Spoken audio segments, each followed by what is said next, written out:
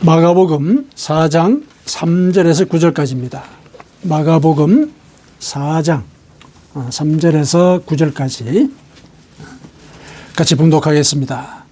들으라, 씨를 뿌리는 자가 뿌리러 나가서 뿌릴새 들으는 길가에 떨어짐에 새들이 와서 먹어버렸고, 들으는 흙이 얕은 돌밭에 떨어짐에 흙이 깊지 아니하므로 곧 싹이 나오나 해가 돋은 후에 타서 뿌리가 없으므로 말랐고, 들으는 가시떨기에 떨어짐에 가시가 자라 기운을 막음으로 결실하지 못하였고, 들으는 좋은 땅에 떨어짐에 자라 무성하여 결실하였으니 30배나 60배나 100배가 되었느니라 하시고, 또 이르시되 들을 귀 있는 자는 들으라 하시니라. 아멘. 우리가 지난주까지 이제 구약에서 역사서를 우리가 같이 묵상을 했었습니다. 그래서 오늘 이번 주부터는 예수님의 그 비유 있죠. 비유. 예수님께서 그 제자들과 사람들을 가르치실 때 사용하셨던 그 비유를 중심으로 우리에게 들려주고자 하신 그 생명의 메시지를 같이 모색을 해봤으면 좋겠습니다.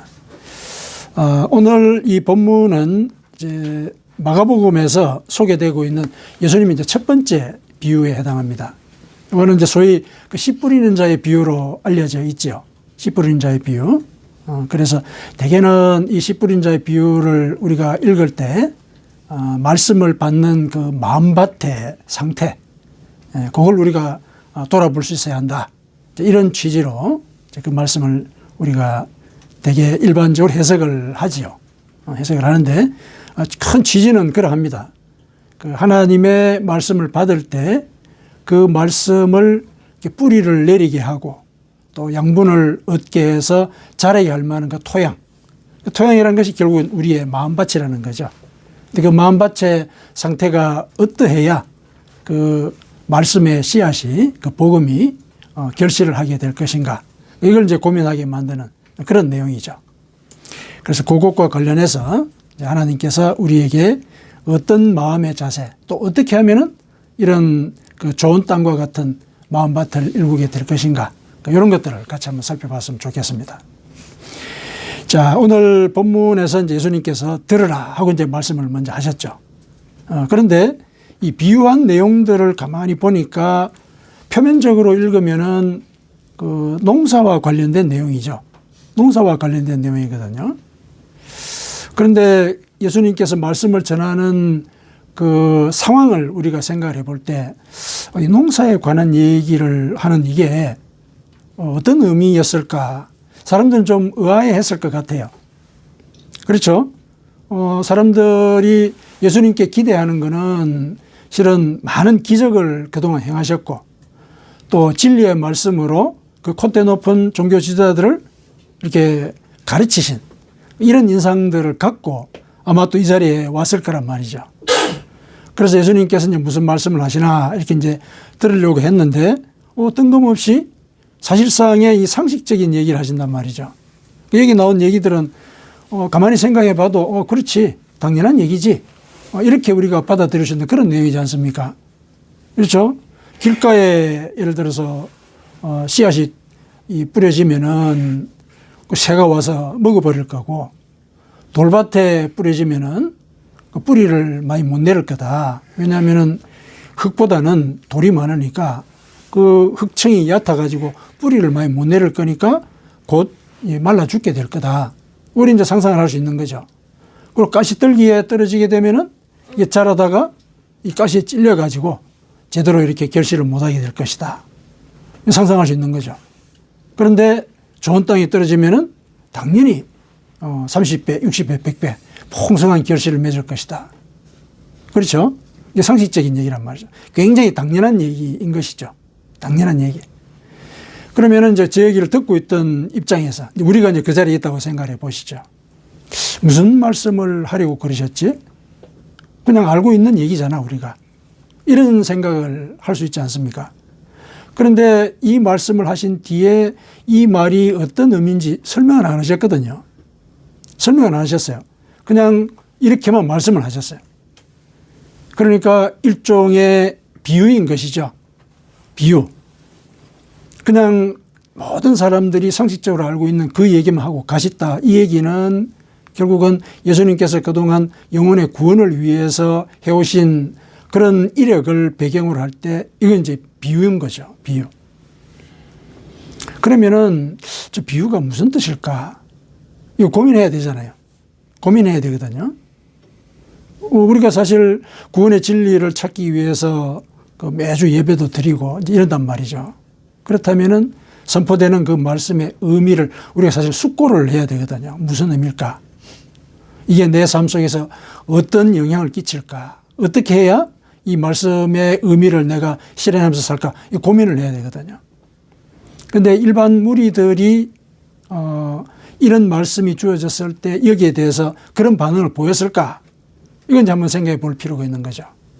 더불어서 나도 과연 이런 말씀이 나한테 주어졌을 때 좀 뜬금없다. 그러니까 뜬금없다는 얘기는 내가 기대하는 것과 다른 내용이 나왔다는 얘기잖아요. 그러니까 선포되는 그 말씀이 내가 원하는 말씀이 아니었다는 거죠. 그랬을 때 이게 무슨 의미로 나한테 다가올까? 이거 고민해야 되거든요. 고민해야 된다. 근데 대부분은 그냥 지나치죠. 첫 번째는 이제 무관심해서 지나는 경우도 있을 것이고, 그 다음에 당연한 얘기죠. 당연한 얘기지. 또 이렇게 하고 지나가는 경우도 있을 것이고, 그 다음에 이제 고민을 한 것이 그래 마음밭이 저래야 되겠구나. 그래야 좋은 결실을 맺겠구나. 이렇게까지 생각할 수 있는 경우도 있겠죠. 근데 그렇게 고민을 하는 경우가 참 드물었을 거라는 생각이 들기는 해요. 왜 이렇게 추정을 하느냐면은 예수님께서 이 비유를 왜 말씀하셨을까? 그것부터 우리가 한번 살펴볼 필요가 있어요. 왜 이런 비유를 마가복음에서는 제일 처음에 예수님의 그 가르침의 사역에서 첫 번째 내용으로 제시를 했을까? 그걸 보면은 이제 앞서 예수님께서 공생의 사역을 하시는 그 모든 과정 속에 어떤 일이 있었는지를 잠깐 살펴볼 필요가 있죠. 예수님께서 사역을 하실 때 병자를 고치고 귀신을 쫓아내고 엄청난 기적을 행한 거죠. 많은 사람들이 우러러보는 그런 초월적인 일들을 행하셨죠. 주목하는 거예요. 굉장히 주목하는 일들이 일어났고, 그리고 그것도 뭔가 대가를 바라고 그런 거 아니죠. 대가를 바라고 그런 거 아니거든요. 다 고쳐주셨어요. 말씀으로 고쳐주시고 그렇게 하셨죠. 그리고 진리의 말씀을 이 선포를 할 때 서기관과 바리새인들과는 다르게 권위 있게 말씀하셨다. 이게 이제 그 복음서 기자의 그 정언이잖아요. 감명을 시켰다는 얘기죠. 하늘의 진리를 일러줬다는 얘기죠. 설득을 하고.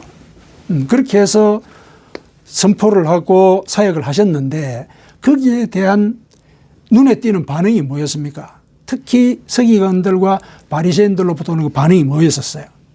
어떤 거였습니까? 공격이죠. 공격하는 거죠. 네가 하나님의 아들이냐? 증거를 보여라. 그렇죠? 증거를 보여라.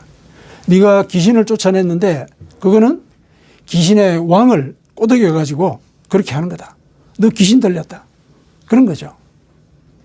예수님께서 당신이 하시는 그 모든 사역에 대해서 이런 비판을 받은 거죠. 그것도 하나님을 안다라고 하는 사람으로부터 받은 거잖아요.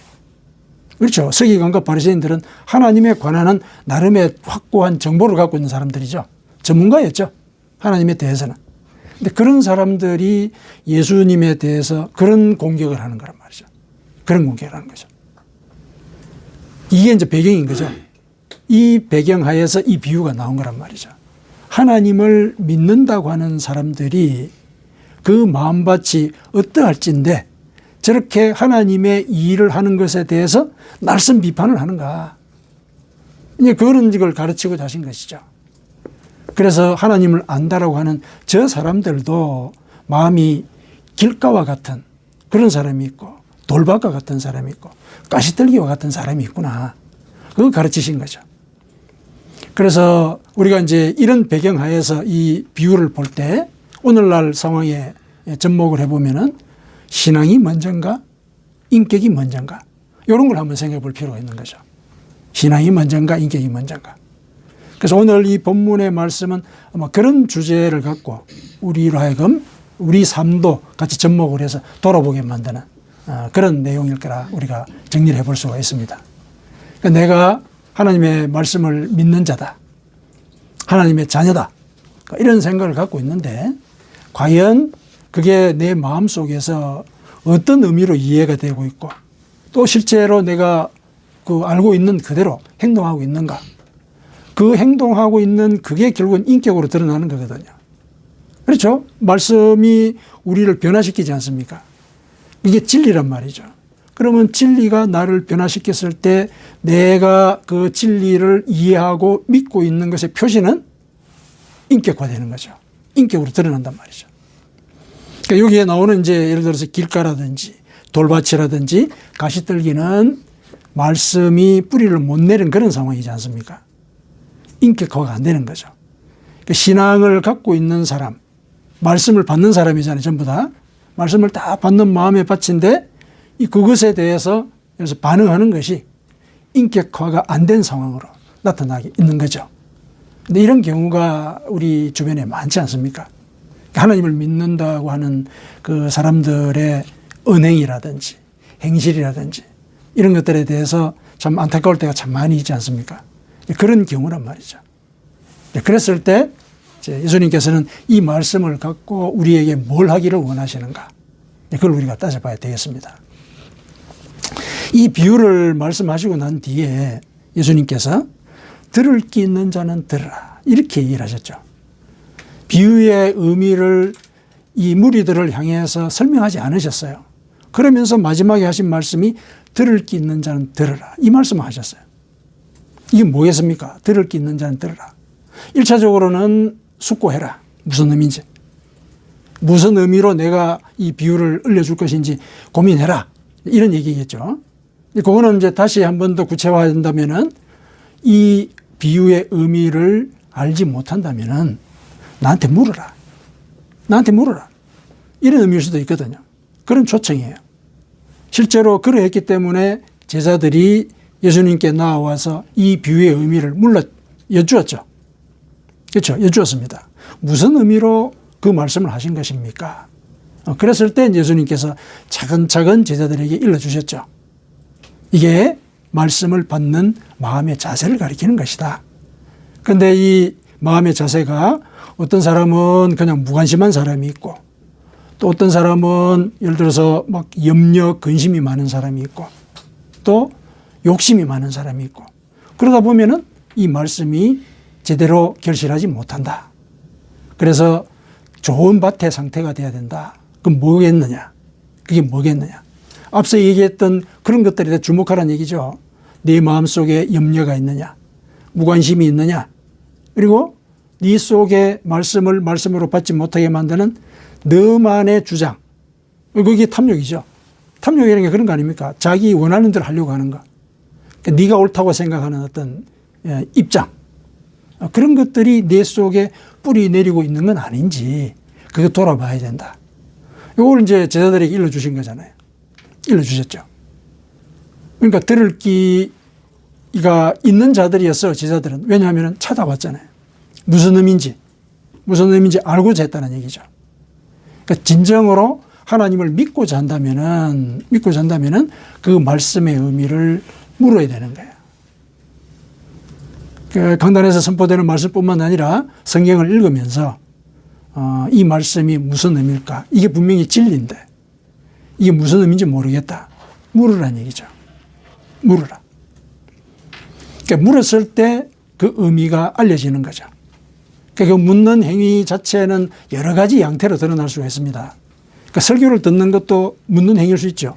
그렇죠? 설교를 듣는 것. 또 성도들과 이 성경과 관련돼서 자기 삶과 접목해서 서로 이렇게 깊게 대화를 나누는 것. 묻는 거예요. 묻는 거죠. 물론 기도하며 성령께서 임재해서 가르쳐 주시기를 요청하는 것. 그거 묻는 거죠. 그 묻는 그 행위가 어쩌면은 믿음의 표시일 수도 있죠. 믿음의 표시. 믿으니까 그 말씀을 알고 싶은 거잖아요. 그렇죠? 믿지 않으면은 길가밭과 같은 거죠. 무관심하게 지나갈 수 있는 거예요. 그리고 내가 옳다라는 그 생각으로 그거는 그런 거야 하고 자기 나름의 해석을 해버리는 경우가 있는 거죠. 그렇게 되면 이제 복음이 뿌리를 못 내리고 하나님을 믿는다라고 하는 사람에게서 그 믿음의 표시가 드러나지 않는 거죠. 그게 그 신앙의 인격화가 되지 않는 그런 형태로 오늘날 우리 주변에서 그 안타까운 일들을 만들어내고 있는 겁니다. 그러니까 고민을 해야 되는 거죠. 그 말씀에 대해서. 이게 나한테 일러주는 그 뜻이 뭘까? 그걸 고민하는 거죠. 그러면은 그런 사태가 벌어질 거 예수님도 아셨었다면은 무리들에게 이걸 설명을 해야 되지 않습니까? 무리들에게 가르쳐야 되지 않습니까? 그렇게 생각할 수 있지 않습니까? 그런데 예수님께서 뜻밖의 이런 말씀을 하시죠. 내가 너희들에게 비유로 얘기하는 이유는 뭐냐면은 하나님 나라의 비밀을 너희에게는 줬는데 외인에게는 모든 것을 비유로 내가 얘기하겠다. 그러시는 거예요. 이는 그들로 보기는 보아도 알지 못하며 듣기는 들어도 깨닫지 못하게 하여 돌이켜 죄사함을 얻지 못하게 하려고 그런다. 마가복음 4장 11절 12절에 우리 본문 그 뒤쪽에 그런 내용이 나오거든요. 이건 또 무슨 얘기입니까? 비유로 말씀하신 이유가 하나님 나라의 비밀을 일반화시키지 않으려고 하는 것이다. 이렇게 얘기하신 거잖아요.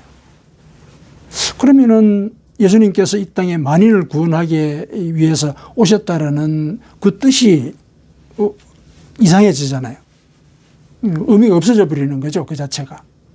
예수님께서 왜 이렇게 배제하는 이런 말씀을 하셨을까? 이건 이제 고민할 필요가 있죠. 왜 그러셨을까? 그런데 제자들에게는 보세요. 제자들에게는 한 번 말해가지고 못 깨달으면 계속 얘기를 해 주시죠. 계속 그런 사건이 벌어지잖아요. 예수님이 하나님의 아들인 사실을 일러줬었고 또 기적을 통해서 보여줬었고 또 말씀을 풀어서 설명하는 가운데서도 알게 하셨죠. 예언서를 풀어 설명할 때도. 그런데 제자들은 계속 실은 깨닫지 못하는 그런 모습을 보이죠. 그런데 그때마다 가르치시죠. 가르쳐 주세요. 구원의 진리에 대해서. 그러니까 택한 자들에게는 이제 그렇게 하신다는 걸 보여주신 거죠.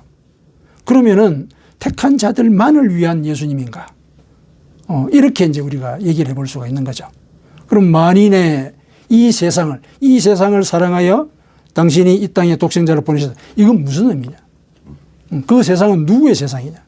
누구를 가리키냐? 이런 의문이 제기가 될 수가 있죠.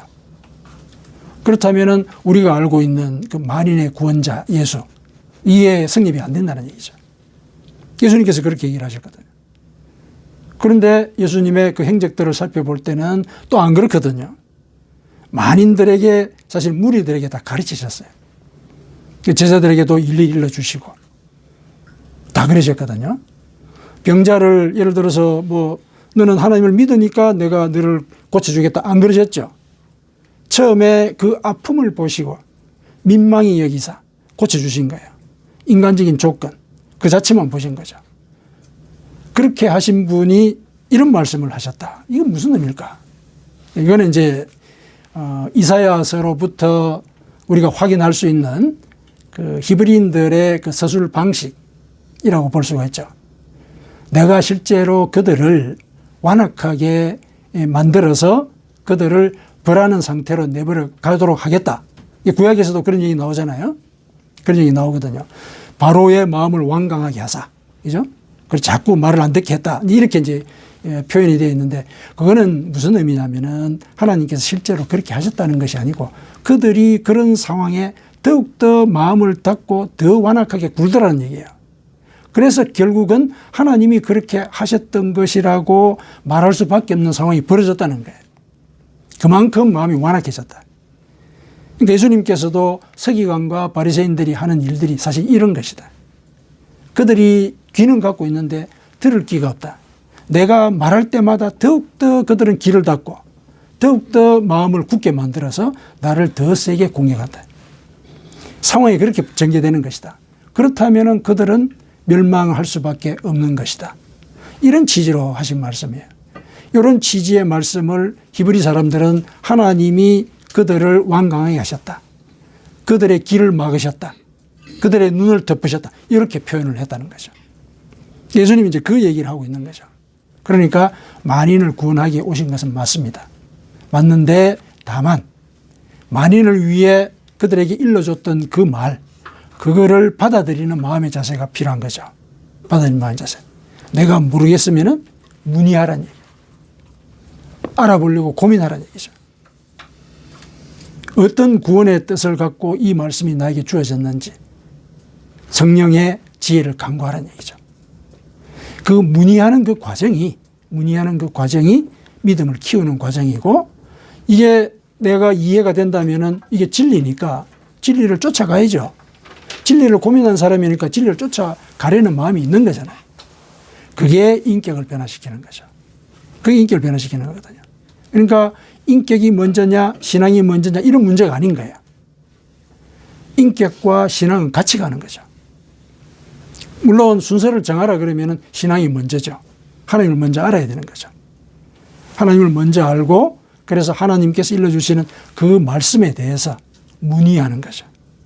내가 들을 길을 갖고 있으니 내가 진정한 그 의미를 들으려는 노력을 기울여야 되는 거죠. 그 과정에 인격이 변하는 거거든요.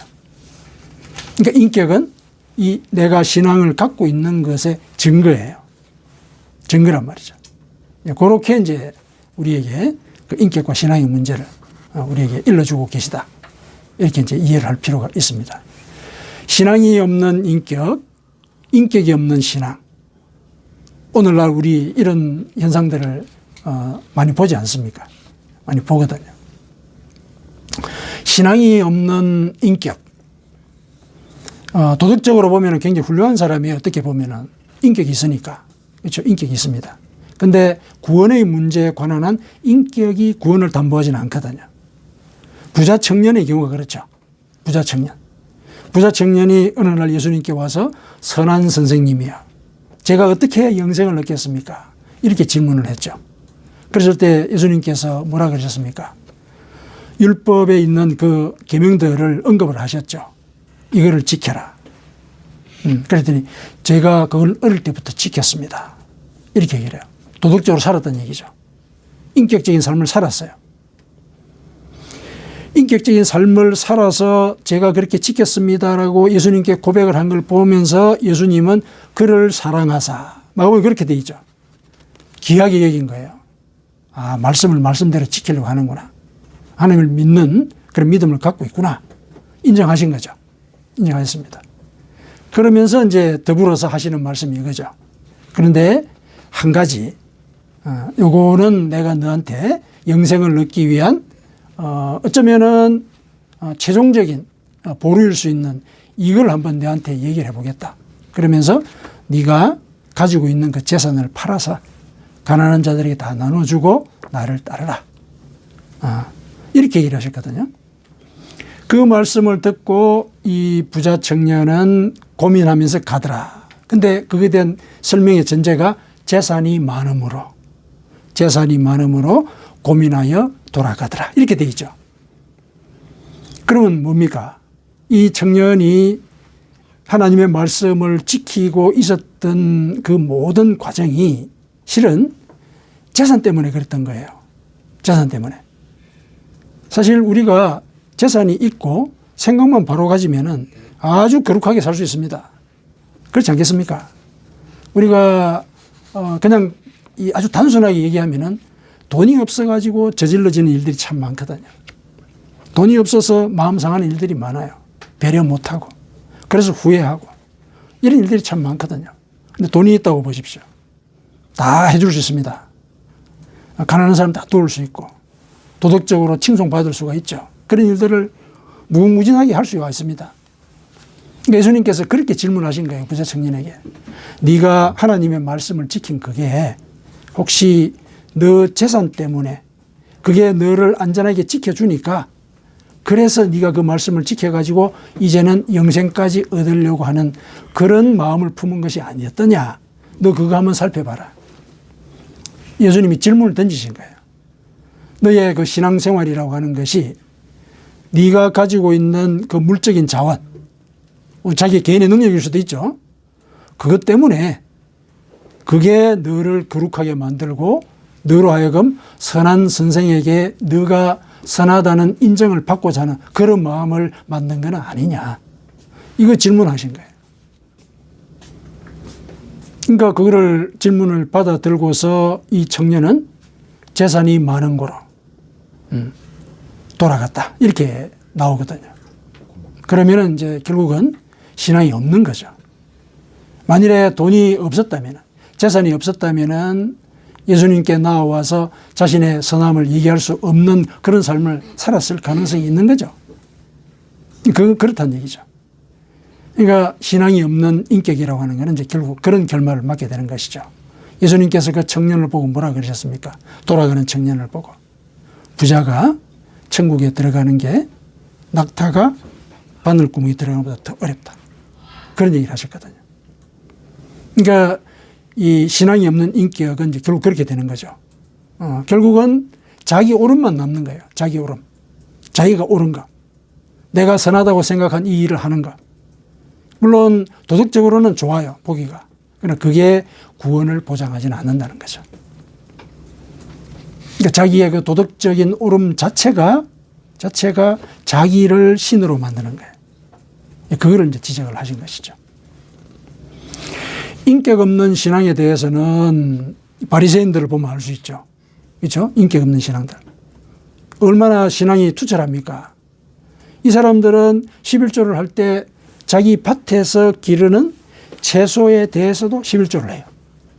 아주 엄격하게 율법을 지키려고 하는 거죠. 그만큼 은밀하게 율법을 지키려고 하죠. 그런데 그들에 대해서 예수님께서 뭐라 그러셨습니까? 너희들이 율법을 지키려고 그렇게 애를 쓰는데 정작 그보다도 더 중요한, 이렇게 나와요. 그보다도 더 중요한 믿음과 그 다음에 정의와 믿음과 정의와 긍휼을 버렸다. 이렇게 얘기하죠. 정의와 긍휼과 믿음은 버렸다. 그들이 갖고 있는 이 어떤 그 신앙이라고 하는 것의 한계가 그런 거란 얘기죠. 신앙의 한계. 그러니까 겉으로는 굉장히 도덕적으로 살아요. 잘 베풀고 자선을 베풀고. 그런데 그 마음 밑바닥을 보니까 이 신앙이 실은 없는 것과 같은 그런 삶을 살았던 얘기죠. 신앙이 있다고는 얘기하는데 신앙이 없는 거란 얘기죠. 그래서 이제 그들에게 예수님께서는 회칠한 무덤이다. 이렇게 얘기를 하셨죠. 그러니까 위선하고 있다는 얘기죠. 위선하고 있다. 그래서 이 두 가지의 상황을 우리가 비교를 해볼 때 예를 들면은 인격이 먼저냐 신앙이 먼저냐 뭐가 먼저일 수가 없는 거예요. 뭐가 먼저일 수가 없는 거예요. 둘 다가 함께 가야 되는데 우리가 하나님을 믿는 자이기 때문에 뭘 우선해야 되는 건가 하는 거는 있는 거죠. 그러니까 뭘 중시해야 되는가. 우선적인 이런 순차적인 문제가 아니라면 뭘 중시해야 되는 건가. 이건 있는 거죠. 신앙을 중시하는 거죠. 신앙을 갖도록 하는 그 과정 속에 내 인격이 변하게 되는 거니까. 그래서 그런 과정 속에서 우리가 해야 되는 거는 하나님께 묻는 거죠. 하나님께 묻는다는 얘기는 동행한다는 얘기죠. 그분과 동행한다는 얘기예요. 일상 속에서 내가 고민하는 것들 오늘 당신께 여쭙습니다. 무슨 뜻인지 일러주십시오. 그래서 그 뜻한 바를 깨달아서 실천을 하고 그게 하나님과 실은 동행하는 그 삶의 내용이거든요. 그럼 그걸 좀 더 구체화시켰을 때 그분과의 동행이라는 것은 오늘날에는 그분의 말씀을 지키는 거죠. 그분의 말씀을 지키는 것. 그분은 말씀으로 존재하시는 분이라 그러지 않습니까? 육신으로 계셨을 때는 제자들이 보고 가서 여쭈었지만은 지금 우리는 육신으로는 보지는 못하죠. 지금은 우리에게 말씀으로서 우리에게 존재하시거든요. 말씀을 우리에게 일러주시는 거예요. 비유를 들려주신단 말이죠. 성경이 우리가 믿지 않는 상태에서는 성경의 모든 말씀이 비유와 같아요. 비유와 같아. 아, 옳은 말 하고 있구나. 그런 정도죠. 근데 이게 영혼을 구원하는 문제에 이 접목을 해서 성경 말씀을 본다고 얘기했을 때는 이게 무슨 말이지? 왜 이게 내 마음을 찌르지? 이런 부분을 고민하게 만들어야 되거든요. 그게 말씀이 실제로 나를 구원으로 이끌고 내가 정말 하나님을 믿는다라고 얘기했을 때 내 마음이 보이는 하나의 증거거든요. 반응이란 말이죠. 그렇다면은 그분의 말씀을 묵상을 하고 그 의미를 고민하고 그 뜻을 성령께 여쭙고 그래서 깨달은 바를 실천해 가는가. 그게 그분이 내 속에서 함께 살아가는 그런 길인 거죠. 예수님께서 그러셨죠. 너희가 내 안에 거하고 내 말이 너희 안에 거하면 이렇게 돼 있거든요. 너희가 내 안에 거하고 내 말이 너희 안에 거하면 그러니까 내 말이라는 게 결국 예수님을 가리키는 거죠. 그러니까 그 말씀을 고민해서 지키려고 하면은 우리가 그 말씀을 받아들인 거니까 말씀이 내 속에 들어오는 거죠. 그분이 말씀이니까 그분이 들어오신 거예요. 이게 동행이라는 거죠. 그래서 그분이 내 속에서 내 혼과 영과 관절과 골수를 찔러 쪼개서 내 생각과 마음을 판단하도록 이렇게 나를 열어놓는 거죠. 그래야 내가 바뀌는 거예요. 물론 어떤 이 도덕적인 훈련을 통해서 내 성격을 바꿀 수는 있습니다. 수련을 통해서, 그죠? 바꿀 수 있어요. 바꿀 수 있지만 그게 구원을 보장하지는 않는다는 얘기예요. 구원은 내가 하는 게 아니죠. 왜? 왜 아주 단도직입적으로 얘기해서 우린 죽거든요. 죽는 자가 그 죽음에서 우리를 어떻게 구원을 합니까? 우린 죽거든요. 구원은 내가 할 수 있는 게 아니에요. 아주 단순하게 생각해서 그걸 기억을 하시면 됩니다. 내가 나를 구원 못한다. 나를 구원할 자는 나를 초월한 존재가 그리고 나의 생명을 만드신 그분이 나를 구원할 수 있는 것이죠. 이런 믿음을 우리가 이제 확인해 가야 되는 거거든요. 그래서 우리가 일상을 살아갈 때 어떤 마음의 자세로 말씀을 대해야 할 것인가. 이거 우리 고민을 하십시다. 하나님은 나한테 물어라. 묻는다고 해가지고 내가 그것도 모르냐. 물론 이제 예수님께서 한번 그렇게 핀잔을 주신 적은 있어요. 그 니고데모나 이제 이런 그 하나님을 안다는 사람들이 찾아와서 질문하는 게 너무 낮은 수준의 질문을 할 때 너는 이스라엘의 선생이면서 그것도 모르냐. 이런 얘기는 하셨어요. 그런 적은 있거든요. 그러나 정말 몰라서 내가 정말 안다고 이런 생각을 갖고 이렇게 예수님께 오는 게 아니라 정말 몰라서 그런데 내가 알고 싶어서 이렇게 왔을 때는 제자들이 예수님께 여러 번 이렇게 질문을 했던 그것을 다 일일이 답을 하셨던 그런 모습으로 우리에게 진리를 일러주신다는 것. 그걸 기억을 하십시다. 그게 우리가 그분과 동행하면서 신앙을 키워가고 동시에 나의 인격도 성숙하게 만드는 그런 길이 되는 것입니다. 아멘.